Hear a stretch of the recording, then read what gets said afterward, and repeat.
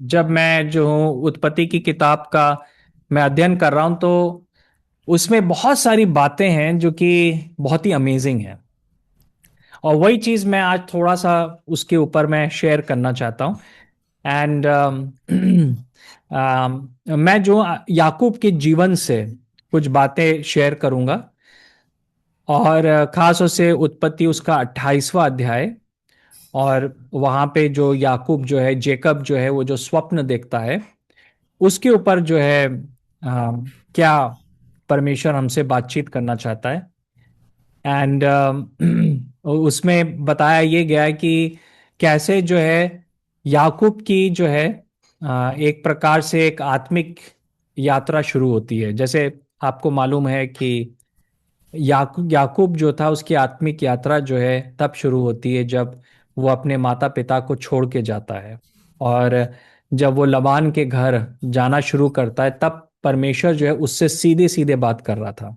उससे पहले जो कुछ भी याकूब के बारे में बातचीत हुई, या तो उसकी माँ से बातचीत हुई या उसके पिता से बात हुई। जो पिता ने उसको बोला, उसने उस बात को रिसीव किया। जो उसकी माँ ने उसके बारे में उसके पैदा होने से पहले बोला, वो उस बात को उसने रिसीव किया था। पर अभी तक याकूब ने जो है परमेश्वर की आवाज को जो है ना सीधे नहीं शुरू किया था। तो मैं जो हूं ना, एक बात आपसे पूछना चाहता हूं कि हमारी आत्मिक यात्रा जब शुरू होती है, उसमें क्या क्या इंपॉर्टेंट चीजें होती हैं? कोई जन बताना चाहेगा? आपको क्या लगता है कि आपकी जब आत्मिक यात्रा शुरू होती है तो क्या क्या चीजें इंपॉर्टेंट है? भैया, प्रभु प्रभु की आवाज को सुनना और वो जो कहे वो हमको करना है, आज्ञाकारिता। ठीक है। हाँ, बिल्कुल। कैसे कैसे आत्मिक यात्रा शुरू हुई आपकी? मतलब मैं इस प्रकार से सवाल रखूंगा कि कैसे आपने परमेश्वर को जाना। मेंटर। मेंटर, ठीक है। यस। वचन को सुनने के द्वारा। ठीक है। हाँ, हमने वचन को सुना। परमेश्वर से आमना सामना होता है ब्रदर। ठीक है, परमेश्वर से आमना सामना होता है। ओके। या परमेश्वर ने भैया उसके ऐसे कामों को देखकर। ओके, उसकी सामर्थ को जानकर, उसकी सामर्थ को देखकर। यस। कंचन, आप कुछ बोलना चाह रहे थे? परमेश्वर ने ऐसे दरवाजे खोले जो बंद थे, कोई होप नहीं था, ठीक है। पर परमेश्वर ने हाँ, होप दिखाया। बिल्कुल ठीक है। तो आप सबने बिल्कुल सही बात बोली है, पर इसके साथ ये भी इस बात सच है कि मसीह होने के नाते हमारी आत्मिक यात्रा शुरू होती है जब हम लोग को समझ में आता है कि यीशु मसीह ने क्रूस के ऊपर क्या किया। और हम उस पे यकीन करते हैं। हमको ये समझ में आता है कि हम अपने कामों की वजह से नहीं बचाए गए, पर लेकिन हम लोग जो हैं आ, यीशु मसीह ने जो क्रूस पे किया है उसकी वजह से बचाए गए। और उस पे यकीन करने के द्वारा हम जो है बचाए गए। और हम जो है ना देखेंगे कि याकूब की आत्मिक यात्रा कैसे शुरू होती है। तो अगर आपके पास बाइबल हो तो आप उत्पत्ति उसका 10 से लेकर मैं कहूंगा कि 22, 22। कोई जन पढ़ देगा?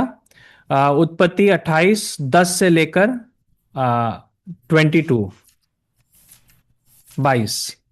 कोई कृपया करके पढ़ दे।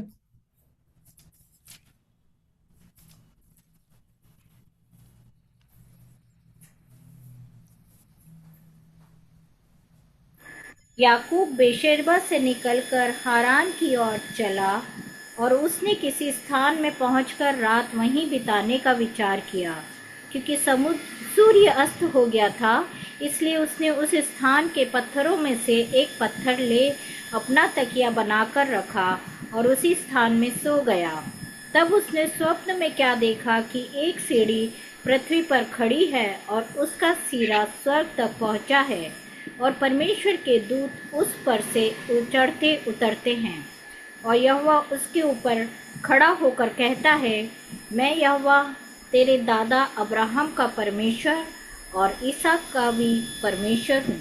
जिस भूमि पर तू लेटा है उसे मैं तुझको और तेरे वंश को दूंगा, और तेरा वंश भूमि की धूल के तिनकों के समान बहुत होगा और पश्चिम, पूरब, उत्तर, दक्षिण चारों ओर फैलता जाएगा। और तेरे वंश के द्वारा पृथ्वी के सारे कुल आशीष पाएंगे। और सुन, मैं तेरे संग रहूंगा और जहाँ कहीं तू जाए वहाँ तेरी रक्षा करूंगा और तुझे इस देश में लौटा ले आऊंगा। मैं अपने कहे हुए को जब तक पूरा न कर लूं तब तक तुझको न छोड़ूंगा। तब याकूब जाग उठा और कहने लगा, निश्चय इस स्थान में यहोवा है और मैं इस बात को न जानता था। और भय खाकर उसने कहा, यह स्थान क्या ही भयानक है। यह तो परमेश्वर के भवन को छोड़ और कुछ नहीं हो सकता, वरन यह स्वर्ग का फाटक ही होगा। भोर को याकूब उठा और अपने तकिए का पत्थर लेकर उसका खंभा खड़ा किया और उसके सिरे पर तेल डाल दिया। उसने उस स्थान का नाम बेतेल रखा, पर उस नगर का नाम पहले लूज था। तब याकूब ने यह मन्नत मानी, यदि परमेश्वर मेरे संग रहकर इस यात्रा में मेरी रक्षा करे और मुझे खाने के लिए रोटी और पहनने के लिए कपड़ा दे और मैं अपने पिता के घर में कुशल क्षेम से लौट आऊं, तो यहोवा मेरा परमेश्वर ठहरेगा और यह पत्थर जिसका मैंने खंभा खड़ा किया है परमेश्वर का भवन ठहरेगा। और जो कुछ तू मुझे दे उसका दशमांश मैं अवश्य ही तुझे दिया करूंगा। जी हाँ। तो हम लोग जो है ना ये यहाँ पे पैसेज है, और यहाँ पे जो परमेश्वर जो है जब याकूब से बात करता है, तो उससे पहले हमको मालूम है क्या होता है कि याकूब जो है वो एक पत्थर को लेता है और उसको वो सिराने पर लगाता है। एंड वो जो है वहाँ पे अब सो रहा है, वो रेस्ट कर रहा है, वो लेटा हुआ है। ओके, और उस समय वो जो है सपना देखता है और परमेश्वर उससे कहता है कि जिस पत्थर पे तुम लेटे हुए हो, या मैं कहूंगा कि जिस जमीन पर तुम लेटे हुए हो वो जमीन मैं तुम्हें दूंगा, है ना। तो क्या जो बात परमेश्वर ने याकूब को बोली, क्या उसमें और जो बात परमेश्वर ने इब्राहिम को बोली थी उसमें कुछ समानता है? आपको क्या लगता है, जब आप इब्राहिम को जो प्रतिज्ञा मिली और याकूब को जो प्रतिज्ञा मिली, उसमें कोई समानता है क्या? जी ब्रदर, 14th वचन, और तेरा वंश भूमि की धूल की किनकों के समान बहुत होगा। ठीक है। जी हाँ। पृथ्वी के सारे यस। कुल आशीष पाएंगे। या ठीक है। सिस्टर स्मिता, आपके फोन से एक बहुत ही स्ट्रांग कोई बैकग्राउंड आवाज आ रही है, मतलब जैसे कोई बजिंग नॉइज बहुत ज्यादा स्ट्रांग आ रही है वो। मतलब अब तो वो जब आप अनम्यूट कर दे रहे हैं तब नहीं आ रही है, बट जब आप ऑन करते हैं तो बहुत तेज आवाज कुछ बैकग्राउंड से आ रही है। तो ये बिल्कुल सच बात है। एक बात ये है, और कोई जन कुछ और बोलना चाहेगा कि कुछ समानता आपको लगी जो परमेश्वर ने इब्राहिम को बोला और याकूब को बोला?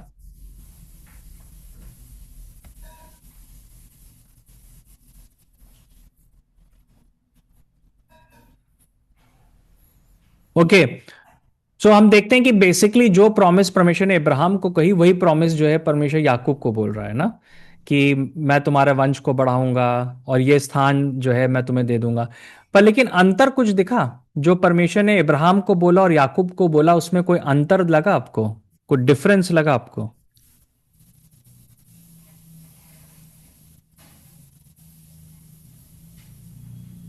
कोई डिफरेंस? कोई जन कुछ बोलना चाहेगा? भैया लौटा ले आऊंगा। ठीक है, चलिए, हाँ, एक बात हो सकती है। और कोई चीज?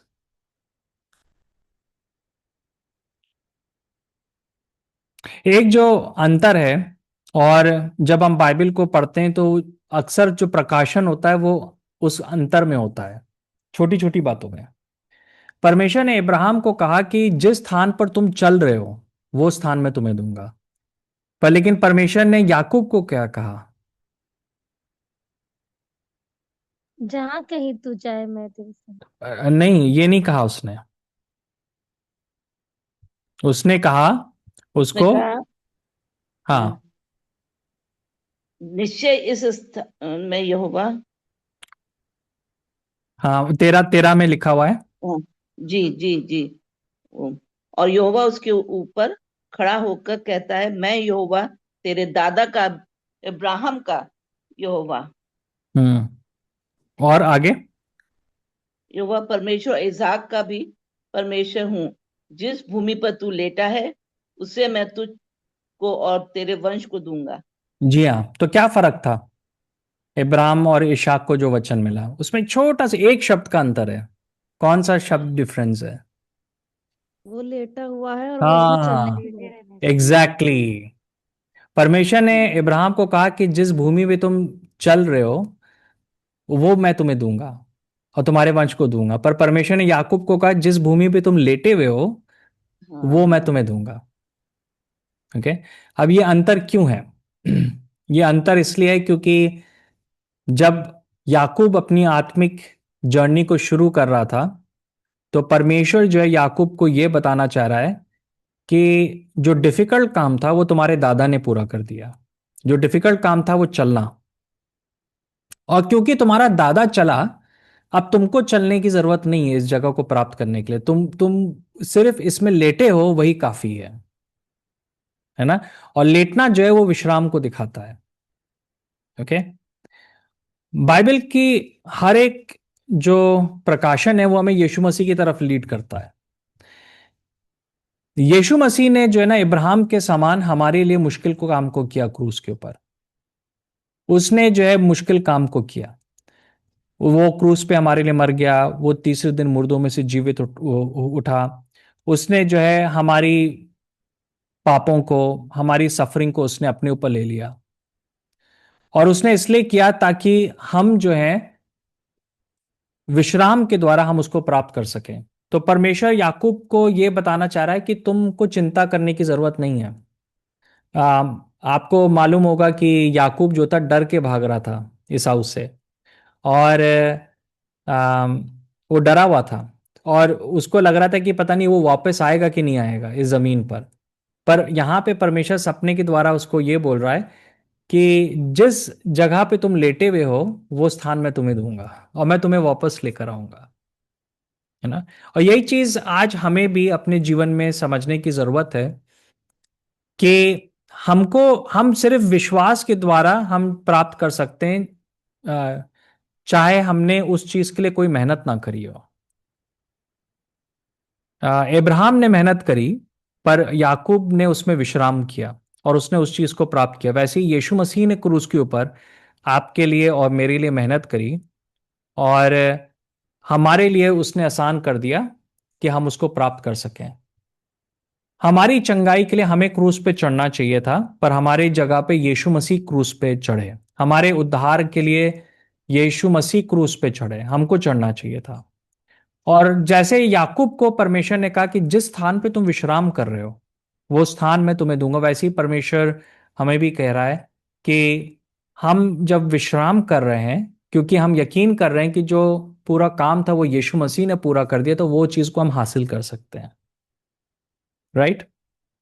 और जो काम यीशु मसीह ने किया है हमको वो करने की जरूरत नहीं है। हमको जो है वो बोझ उठाने का जरूरत नहीं है। आप समझे इस बात को, है ना। हमको वो जो है बोझ जो है ना उठाना नहीं है, क्योंकि यीशु मसीह ने वो बोझ जो है अपने कंधे पे उठा लिया था। ओके। यहाँ पे हम इस चीज को, एक अमेजिंग बात को हम देख रहे हैं। ओके। तो यही सवाल जो है मैंने आपसे पूछा था कि आपकी आत्मिक यात्रा कैसे शुरू हुई। आपकी आत्मिक यात्रा तब शुरू हुई जब आपने यीशु मसीह के सुसमाचार को आपने समझा, उसने क्रूस के ऊपर जो काम किया उसको आपने समझा, और आपको ये समझ में आया कि जब आप विश्वास करते हैं तो आप बचा लिए जाते हैं। आप जब यकीन करते हैं अपने हृदय में कि यीशु मसीह मुर्दों में से जीवित हुआ है और होठों से अंगीकार करते हैं तो आप बचा लिए जाते हैं। हमें जो है यीशु मसीह के समान उस कठिन काम को नहीं करना है जो कि हमारे लिए नामुमकिन काम था। ओके। तो ये एक बहुत ही अमेजिंग बात थी जो कि हम यहाँ पर देख रहे हैं, जो कि परमेश्वर जो है आपसे और मुझसे बातचीत कर रहा है इस पद के द्वारा। देखिए, अमेजिंग बात है कि याकूब जो था वहां पे लेटा हुआ था। और परमेश्वर ने याकूब को नहीं कहा कि इस स्थान पे तुम चलो फिरो। चलना जो है मुश्किल था, पूरे जीवन भर इब्राहिम ने मुश्किल काम को किया, एक जगह से दूसरी जगह वो जो है चल रहा था, और वो चल इसलिए रहा था ताकि याकूब को ना चलना पड़े। यीशु मसीह हमारे लिए क्रूस पे इसलिए मर गया ताकि हमें जो है क्रूस पे ना मरना पड़े। दूसरी बात है कि हम जो कुछ भी हासिल करेंगे, हम अपनी मेहनत से हम हासिल करेंगे। ओके, हम जो है अपनी मेहनत से हम हासिल करेंगे। ओके, तो यहां पे हम एक जो थीम है वो ये देखते हैं। यहाँ पे फिर जो है ना और भी बहुत सारी थीम है जो कि एक प्रकार से हम देखते हैं। और दूसरा एक जो बहुत इंपॉर्टेंट थीम है याकूब के जीवन में, जो कि हम याकूब के लाइफ में देखते हैं, वो है आइडोलेट्री को लेकर, मूर्ति पूजा को लेकर। याकूब का आत्मिक जीवन जब शुरू हुआ तो ऐसा नहीं था कि उसका हृदय सही था। जब हमारा आत्मिक जीवन भी शुरू होता है, ऐसा नहीं होता कि हमारा हृदय जो है बिल्कुल ठीक होता है। हमारे अंदर लालच होता है, हमारे अंदर जो है आ, ईर्ष्या होती है, और मूर्ति पूजा होता है हमारे हृदय में। और मूर्ति पूजा का मतलब सिर्फ नहीं है कि किसी मूर्त के सामने झुक जाना, इवन लालच जो है वो मूर्ति पूजा के पाप के बराबर है ना। और जो जो याकूब था उसके अंदर वो सब बातें थी। उसने अपने भाई से जो है उसकी आशीषों को चुराया, वो सब बातें थी। और आप उसके जब जीवन को देखेंगे, उसकी बातों को सुनेंगे, तो बहुत क्लियर है कि उसके जीवन के ऊपर उसकी मदर का बहुत असर था, क्योंकि उसकी मदर भी जो है लबान के घर से आई थी, और लबान भी जो था वो इन चीज़ों को वो करता था। ओके, और हम उसका सोचने का जो ढंग था वो एक बिल्कुल वैसी था जैसे कि एक जो जन मूर्ति पूजा करता है। और उस याकूब के जीवन भर हम देख रहे हैं कि परमेश्वर जो है उसके इस हृदय के साथ डील कर रहा है, उसके हृदय के साथ डील कर रहा है। उसको वो दिखा रहा है कि तुमको अपने हृदय में कोई मूर्त नहीं रखनी है, और मैं जो हूं तुम्हारा परमेश्वर हूं। एक जो चीज यहाँ पे बहुत अमेजिंग है, जो कि कुछ कुछ बातें मैं आपके सामने रखना चाहता हूं, कि जब उसने सपना देखा तो पहली चीज उसने देखी कि 12वीं आयत में, कि उसने एक जो है सीढ़ी देखी। एक बार फिर से कोई जन 12वीं आयत पढ़ देगा। तब उसने स्वप्न में क्या देखा कि एक सीढ़ी पृथ्वी पर खड़ी है और उसका सिरा स्वर्ग तक पहुंचा है और परमेश्वर के दूत उस पर से चढ़ते उतरते हैं। जी हाँ, जी हाँ। और उसका उसका सिर कहाँ कहाँ तक पहुंचा है? स्वर्ग तक पहुंचा। हाँ। अच्छा, मैं आपसे पूछना चाहता हूं कि उत्पत्ति की कहानी में और ये कहां पर ये फ्रेज यूज हुआ है कि स्वर्ग तक पहुंचा है? ये फ्रेज कहां पे यूज हुआ है? जब वो उसको मार दिया गया था, ये इसने उसको क्या बोलते हैं, जो दो भाइयों में वो हुआ था ना, हाँ, केन और वो हाबिल में। हाँ, पर लेकिन वो उसके मतलब कि जी हाँ, जी हाँ। पर लेकिन वो प्रार्थना को लेकर था। पर लेकिन उसके अलावा ऐसी कौन सी चीज बाइबल में बनाई गई उस कहानी में जो कि स्वर्ग तक पहुंचने का इरादा था? या मीनार बनाए थे। हाँ, है ना, जो टावर ऑफ बेबल था। टावर ऑफ बेबल जो था, उसमें लोगों ने कहा ना कि हम, वो लोग एक साथ आए, उन्होंने कहा कि हम एक मीनार बनाएंगे जो कि स्वर्ग तक पहुंचेगा।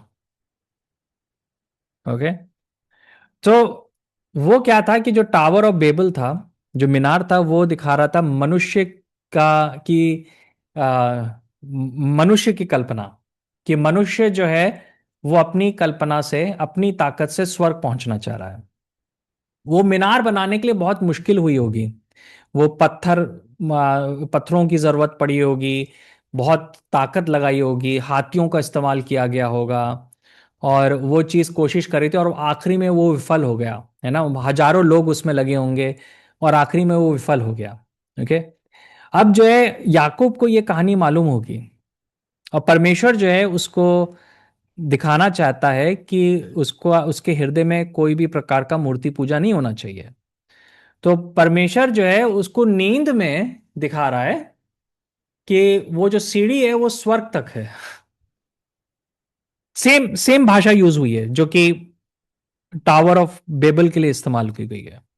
उसका कारण है क्योंकि परमेश्वर जो है याकूब को यह दिखा रहा है जिस चीज के लिए लोग जो है ना इतनी मेहनत करते हैं, आ, वो बहुत मेहनत करते हैं कि वो परमेश्वर तक पहुंच सकें, स्वर्ग तक पहुंच सकें, वो परमेश्वर के लिए बहुत ही आसान चीज है।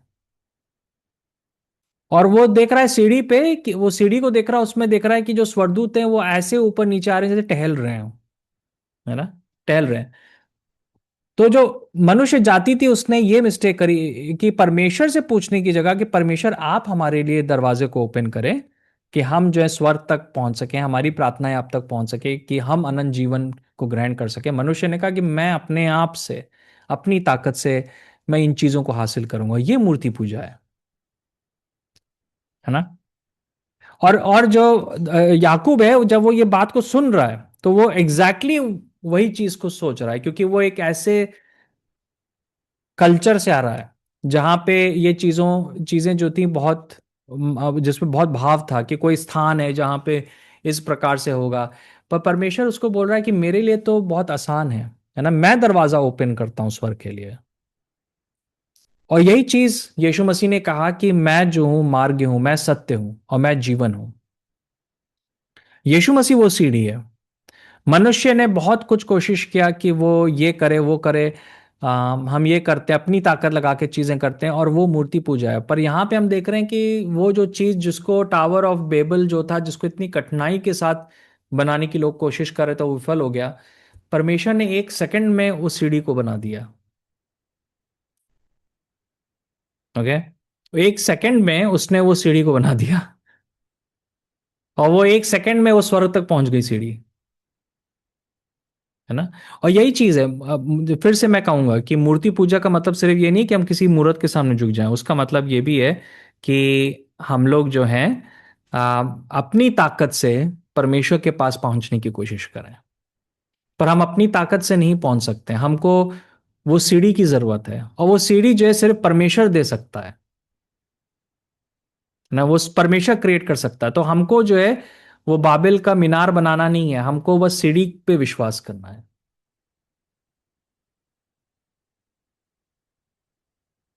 राइट। ये चीज को हम देख रहे हैं यहां पे। एक बहुत ही अद्भुत और मैं आपको बात बताना चाहता हूं कि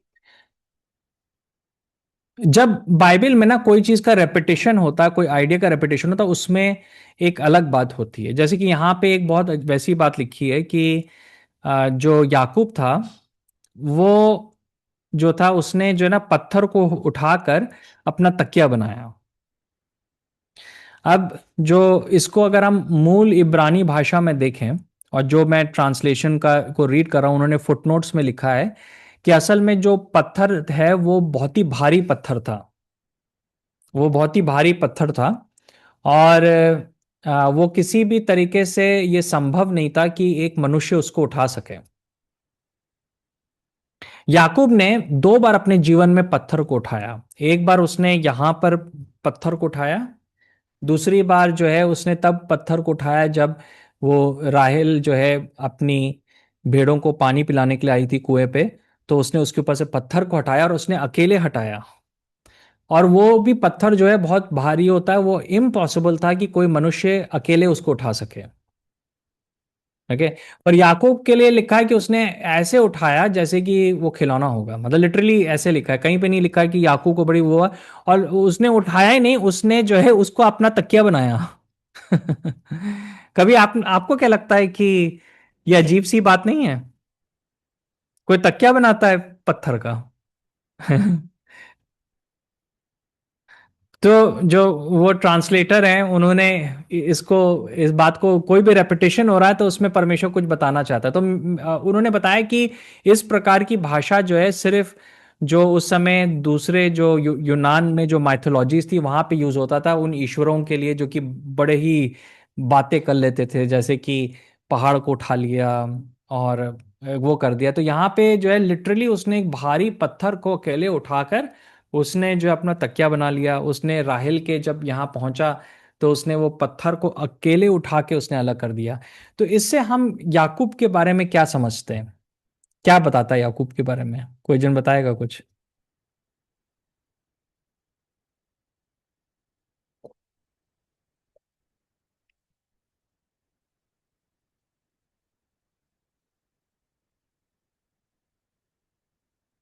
क्योंकि परमेश्वर ब्रदर उनके साथ था, तो जो काम असंभव था वो परमेश्वर ने शायद उसको सामर्थ दी जिसके द्वारा वो कर सका वो। बिल्कुल, है ना। और मतलब कि एक बात जो आपने बोला, और उससे उसी से कनेक्टेड जो एक बात है वो ये भी है कि हम, जैसे कि आपको मालूम होगा कि जब उन्होंने बाबिल का जब मीनार बनाया, तो उन्होंने बड़े मुश्किल से किया। वो ब्रिक्स को उन्होंने सेका, फिर उसको बनाया। और जैसे कि हमको ये भी मालूम होना चाहिए कि उस समय जो मूर्ति पूजा होती थी वो पत्थरों से उसको बनाया जाता था, और बहुत टाइम उसमें लगता था। तो वो लोग जो थे भारी भारी हाथियों को इस्तेमाल करते थे पत्थरों को यहाँ से वहाँ हटाने के लिए। पर यहाँ पे उसी चीज को जो है ना, याकूब ने बड़े आसानी से उठा लिया, और ना ही उठा लिया, उसने उसको अपना तकिया बनाया।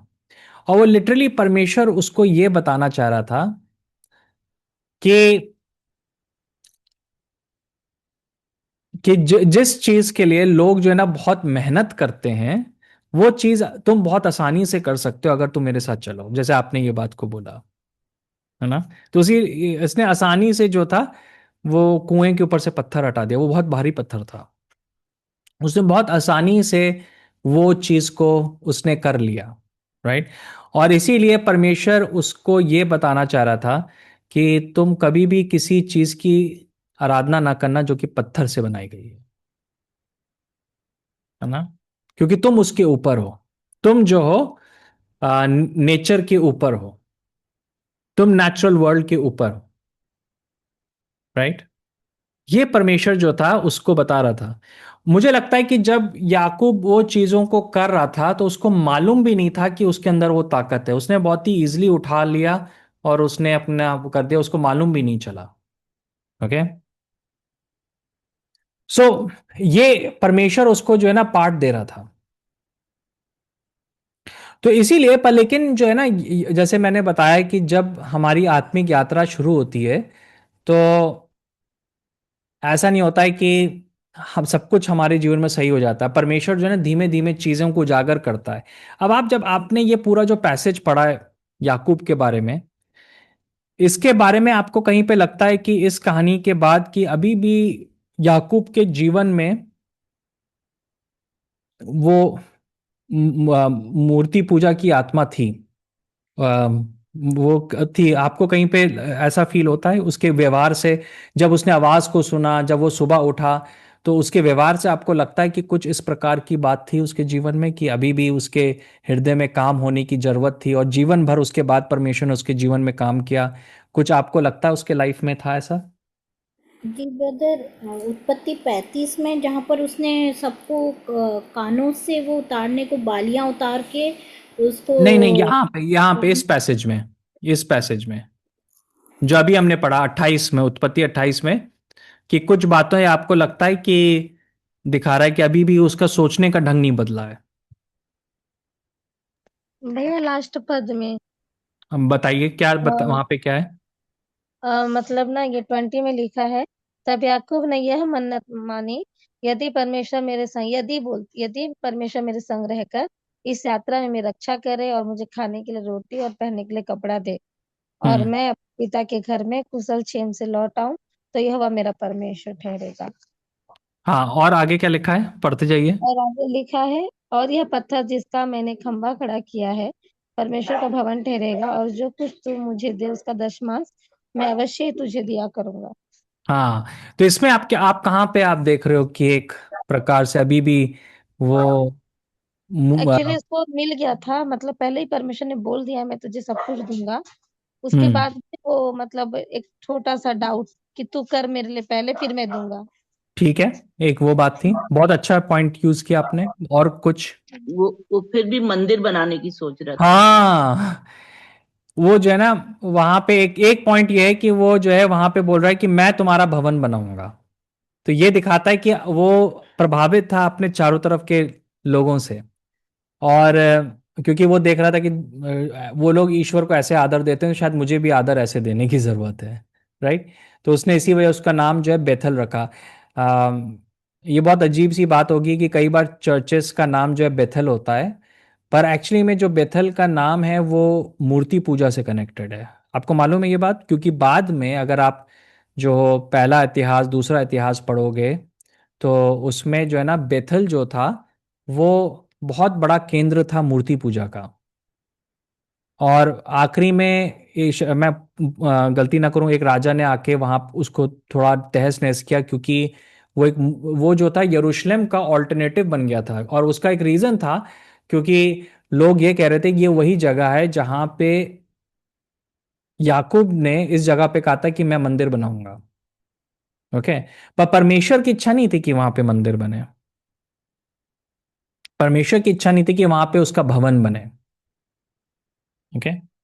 बहुत इंटरेस्टिंग बात है, क्योंकि आजकल बहुत सारे चर्चेस का नाम जो है वो बेथेल होता है। वो एक्चुअली में नेगेटिव एस्पेक्ट है उसका। उसका कोई पॉजिटिव एस्पेक्ट नहीं है। आप इसका बेथेल का इतिहास आगे चल के पढ़ेंगे तो उसमें यही होता है कि भाई उन्होंने कहा कि ये तो हमारे पूर्वज जो थे, उन्होंने उसने ये जगह को जो है बोला कि यहाँ परमेश्वर का तो हम भवन बनाएंगे। बाद में वो जगह जो है परमेश्वर की आंखों में घृणित हो गई थी, क्योंकि वहां पे जो है वो एक ऑल्टरनेटिव बन गया था। यरूशलेम में जो परमेश्वर की आराधना हो रही थी उसका ऑल्टरनेटिव बन गया। ओके। तो हम क्या देख रहे हैं कि उसके दिमाग में अभी भी बिल्कुल वैसे ही वो सोच रहा है कि जैसे कि एक जन होता है जो कि प्रभु को नहीं जानता है ना, अभी भी वो सोच रहा है। और कोई चीज है जो कि जिससे पता चलता है कि अभी भी उसके जीवन में वो बंधन था?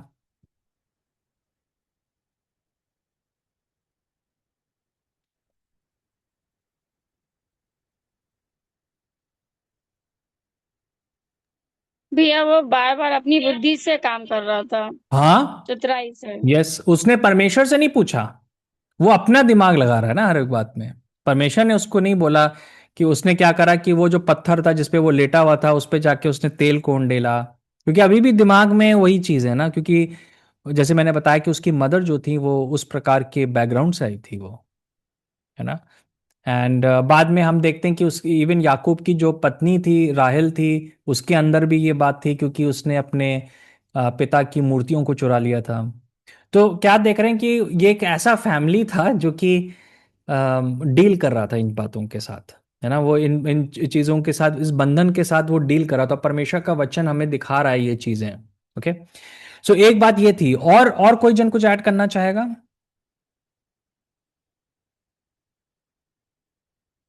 उस स्थान को भी महत्व दे रहा था कि ये स्थान कितना भयानक है हाँ। करके। यस। बिल्कुल।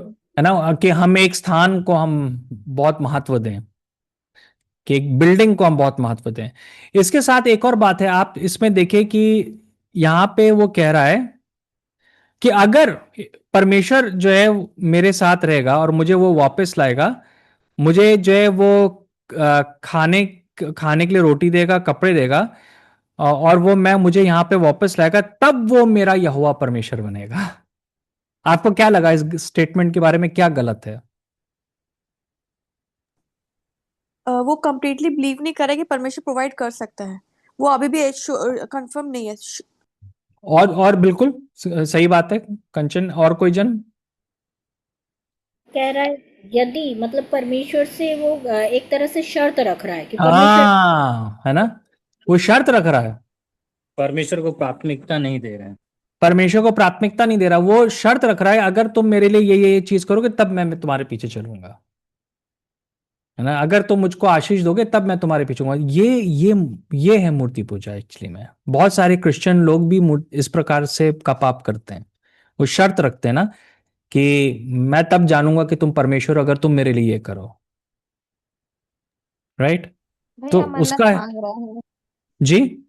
मन्नत मांग रहा है। हाँ, एक तरीके से वो मन्नत मांग रहा है, वो प्रार्थना नहीं कर रहा है, वो मन्नत मांग रहा है ना। लोग मन्नत मांगते कि अगर हम ये कर देंगे तो हम धागा बांध देंगे, हम इतना 1,000 रुपए का हम जो है चढ़ा देंगे, ये कर देंगे। तो वो उस प्रकार से सोच रहा है वो। उसकी खोपड़ी में वो बात आ रही है। वो अभी तक समझ नहीं आ, उसको समझ में नहीं आ रहा है कि जो जीवता परमेश्वर है उसने सीढ़ी बना दी, और वो जो एंजल्स हैं वो इतने आराम से उस पर चल रहे हैं, नीचे आ रहे हैं, उतर रहे हैं। तो उसके लिए तो कुछ भी असंभव नहीं है। वो उसको कह रहा है कि अगर तुमने मेरे लिए ये चीज की तो तुम मेरे परमेश्वर हो। अगर मेरा ये काम कर दो, और जब जब नहीं हो रहा है काम तो क्वेश्चन कर रहे हैं कि भाई अ, क्यों क्यों नहीं हो रहा है काम, इसका मतलब तुम मेरे परमेश्वर नहीं हो। राइट। सो वो पूरी तरीके से कमिटेड नहीं था, उसका एक ट्रांजैक्शनल रिलेशनशिप था परमेश्वर से। और यही चीज जो है हम देखते हैं, डिफरेंस है जब एक सच्चे आराधक और एक मूर्ति पूजक के बीच में। जो आराधक होगा वो आराधना करेगा चाहे परमेश्वर दे या ना दे, पर लेकिन जो मूर्ति पूजक होगा वो जो है करेगा जब उसको कुछ चाहिए। इवन आप देखिए 10वां अंश के बारे में, 10वां अंश के बारे में उसने क्या कहा?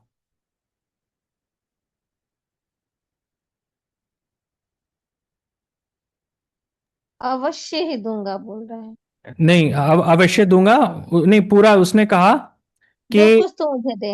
हाँ, जो हाँ कुछ तू देगा। एक बार फिर से 22 पढ़ दीजिए। और यह पत्थर जिसका मैंने खंभा खड़ा किया है परमेश्वर का भवन ठहरेगा, और जो कुछ तू मुझे दे उसका दशमांश मैं अवश्य ही तुझे दिया करूंगा। हाँ, है ना? तो यहां पर भी देखिए वो जो है ना, मैं आपको एक बात बताना चाहता हूं, बहुत इंटरेस्टिंग है कि बाइबल में कहीं पर भी जो है ना व्यवस्था से पहले नहीं लिखा है कि परमेश्वर ने आज्ञा दी कि दसवांश दो। इब्राहिम ने दसवांश दिया अपनी स्वयं इच्छा से, और याकूब ने जो है शर्त के द्वारा उसने दिया, क्योंकि उस समय लोग जो थे ये प्रथा पे मानते थे। जो ये प्रथा जो है वो शायद इसका मतलब कि इसकी शुरुआत जो इब्राहिम से नहीं हुई थी, पर जो इब्राहिम जिस कल्चर से आया था वहां पे इस प्रकार से होता था कि वो अपने मतलब ईश्वरों को दसवांश देते थे। ओके। तो इब्राहिम जो था उस कल्चर से आया था, तो उसने वो चीज को किया, क्योंकि आ, हम जो है अपने अपना जो हमारा कल्चरल संदर्भ होता है उसके अनुसार हम परमेश्वर के पास कई बार आते हैं। अब यहाँ पे याकूब जो है वो कह रहा है कि अगर तुम मुझे ब्लेस करोगे, अगर तुम मुझे वापस लेकर आओगे, अगर तुमने मुझको दिया, तब मैं तुमको दूंगा। याकूब जो था एक बिजनेसमैन था। वो परमेश्वर के साथ डील कर रहा है ना? और कई बहुत सारे लोग जो है ना ऐसे ही करते हैं। वो जो है परमेश्वर के साथ एक ट्रांजैक्शनल रिलेशनशिप में है। एक जैसे कि मैं कहूँगा कि एक लेन देन वाले रिलेशनशिप में है। और वो दसवांश के बारे में भी यही सोच रहे हैं। उनको ये लग रहा है कि मैं दसवांश दूंगा तो परमेश्वर स्वर्ग के झरोखे मेरे लिए खोल देगा, और नहीं दूंगा तो वो जो है मुझको श्राप देगा। पर वो एटीट्यूड गलत था। इब्राहिम ने उस एटीट्यूड से नहीं दिया था।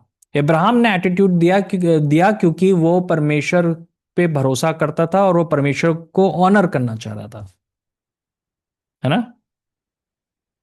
आप किस एटीट्यूड से दसवांश दे रहे हैं?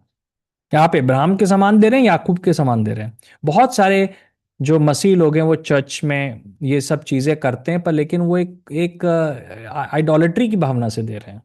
जब हम ट्रांजैक्शनल हो जाते हैं तब हम आइडोलेट्री की भावना से दे रहे हैं, है ना? मतलब अगर आप दसवांश दे रहे हो तो आप सिर्फ ये जो आपका ये थॉट जो है कि मैं दूंगा और मैं ब्लेस्ड होऊंगा, ये थॉट होना चाहिए हमारे अंदर। परमेश्वर से एक्सपेक्टेशन होना चाहिए, पर मुझे लगता है कि ये थॉट आखिरी होना चाहिए। सबसे पहला जो आपके दिमाग में होना चाहिए कि मैं ये चीज दे रहा हूं, इससे परमेश्वर ऑनर हो रहा है। दूसरी बात है कि चाहे मुझको वापस मिले ना मिले, पर परमेश्वर को मैं ऑनर दे रहा हूं। दूसरी बात है, आप ये सोच रहे हो कि ये जो मैं दे रहा हूं इससे मैं जो दूसरे लोगों की मदद कर रहा हूं, जो लोग मिनिस्ट्री में सुसमाचार सुना रहे हैं लोग, उनकी मैं सेवा करो। तो मुझको मिले ना मिले, पर लेकिन मेरे धन के द्वारा दूसरा जन जो है सुसमाचार सुनाने पा रहा है, यही मेरे लिए जो है आशीष का कारण है, चाहे मुझे मिले ना मिले। परमेश्वर 100% ब्लेस करेगा, पर हमें याकूब के समान नहीं होना है। हमें परमेश्वर के सामने शर्त नहीं रखनी है ना? पर वो अभी भी जो है उसी प्रकार से वो सोच रहा है। और हम देखते हैं कि उसके बाद जो है जीवन भर परमेश्वर उसके हृदय में काम कर रहा था, क्योंकि उसका हृदय जो था असल में वो इब्राहिम और इशाक के समान सीधा नहीं था। उसका हृदय में खोट था, और उसका असर उसको जो है ना अपने जीवन के अंत में पता चलता है। क्योंकि जब वो फिरौन के सामने खड़ा होता है तो वो फिरौन उससे पूछता तुम कितने साल के हो? तो वो कहता है कि मैं इतने साल का हूं, पर मेरा जीवन जो है उतना भरपूर नहीं रहा जितना कि मेरे पिता और दादा का था। तो वो उस चीज को कंपेयर कर रहा है और वो समझ रहा है कि उसके हृदय में कुछ बातें थी। इसके बावजूद उसके जीवन में बहुत सारी आशीषें थी, पर लेकिन तब भी वो जो है वहां तक नहीं पहुंच सका, क्योंकि उसके जीवन में वो बंधन थे। और धीमे धीमे करके परमेश्वर से डील कर रहा है ना। परमेश्वर जो है उसके साथ क्या कर रहा है, डील कर रहा है। ओके। ये चीज और यही चीज जो है ना, मुझे लगता है कि जीवन भर परमेश्वर हमारे हृदय में जो आइडोलिट्री है उससे वो डील करता है जीवन भर, जैसे वो उसके साथ डील कर रहा था। और परमेश्वर, हम लोग जब शुरू करते हैं तो हम लोग का ट्रांजैक्शनल रिलेशन होता है परमेश्वर के साथ, लेन देन जैसा होता है। हमको चंगाई मिलती है, ये होता है वो होता है, और हम लोग भी अपेक्षा करते हैं कि हम जाएंगे तो हमको ये मिलेगा। पर लेकिन एक टाइम आता है कि हमको ये कहना, हाँ मैं चर्च जा रहा हूँ, मेरे अंदर अपेक्षा है कि मैं ब्लेस्ड हूँ, पर लेकिन उससे बढ़कर मैं अब चर्च जा रहा हूँ ताकि मैं परमेश्वर को जान सकूं, है ना। मैं उससे बढ़कर कि मैं परमेश्वर की अभिलाषा को, उसकी इच्छा को इस पृथ्वी पर पूरी करूं, इस वजह से मैं जा रहा हूं। राइट। मतलब हम लोग को, मतलब हम अगर, हमको बोलना भी नहीं चाहिए कि अगर कई बार लोग कहते हैं, पास कहते हैं कि अगर तुम चर्च नहीं गए तुम ब्लेस्ड नहीं होगे। ये बात सच है एक्चुअली में। अगर हम चर्च नहीं जाएंगे हम ब्लेस्ड नहीं होंगे। पर लेकिन वो आखिरी आखिरी का बात है ना। वह वैसे जो है याकूब सोचता था। पर हम जा रहे हैं क्योंकि हम परमेश्वर से प्रेम करते हैं। अगर हमें कुछ मिलेगा भी नहीं तब भी हम जाएंगे।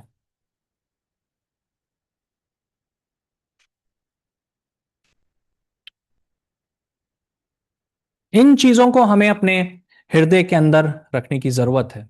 जी हाँ। ये टाइम होगा। किसी के पास कोई सवाल है, आप कोई कुछ सवाल पूछना चाहते हैं, अम, इस समय पूछ सकते हैं।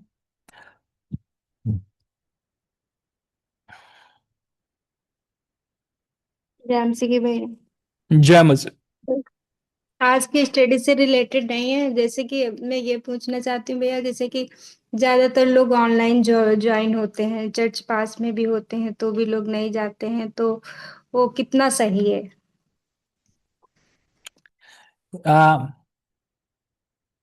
देखिए, मतलब कि उसमें हर एक चीज की मैं सोचता हूं कि एक उसका एक कॉन्टेक्स्ट है, क्योंकि इसमें जो है हम, मैं कुछ कह नहीं सकता हूं क्योंकि मैं जानना चाहूंगा कि क्या रीजन है कि क्यों नहीं जा पा रहे हैं वो। क्योंकि कई बार लोगों के पास जो है बहुत ही जेन्युइन रीजन होते हैं, कई बार उनके परिवार में लोग नहीं चाहते हैं कि वो जाएं। इस वजह से वो लोग इस प्रकार से अटेंड कर रहे हैं। और कई बार जो है आ, दूसरी बातें होती हैं कि क्यों नहीं आ पा रहे हैं। तो मैं कहूँगा कि वो डिपेंड करता है पर्सन टू पर्सन, है ना।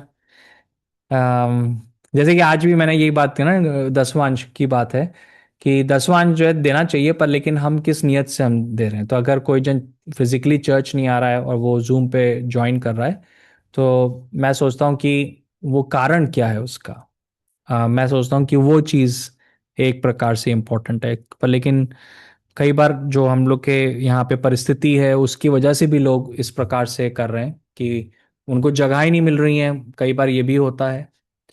तो डिपेंड करता है कि क्या परिस्थिति है। वो तो भैया जैसे कि जगह नहीं मिले तो लोग जूम पे ज्वाइन होते हैं, वो उनका खुद ही पास्टर लेता है ना मीटिंग। बहुत लोग होते हैं यूट्यूब पे ज्वाइन होते हैं, और वो हाँ। पास की कलीसिया में जाने के लिए सोचते हैं, इतना काम, हम तब तक आने जाने का टाइम जो है हमारा बच जाएगा। हाँ।